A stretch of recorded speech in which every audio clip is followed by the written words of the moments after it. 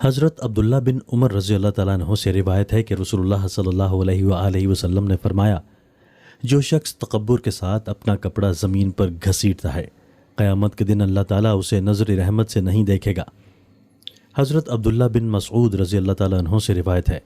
کہ رسول اللہ صلی اللہ علیہ وآلہ وسلم نے فرمایا، بلا شبہ قیامت کے دن سب سے زیادہ عذاب ان لوگوں کو ہوگا جو جاندار چیزوں کی تصویریں بناتے ہیں۔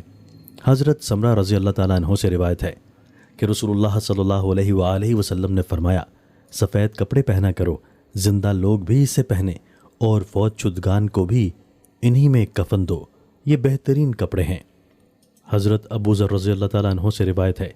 کہ رسول اللہ صلی اللہ علیہ وآلہ وسلم نے فرمایا، 3 شخص ایسے ہیں کہ اللہ تعالیٰ قیامت کے دن اس سے کلام نہیں فرمائے گا، نہ ان کو گناہوں سے پاک کرے گا، اور ان کے لیے دردناک عذاب ہوگا۔ اپنے عطیے کا احسان جتلانے والا، تہبند ٹخنوں سے نیچے لٹکانے والا، اور اپنا سامان جھوٹی قسم کھا کر بیچنے والا۔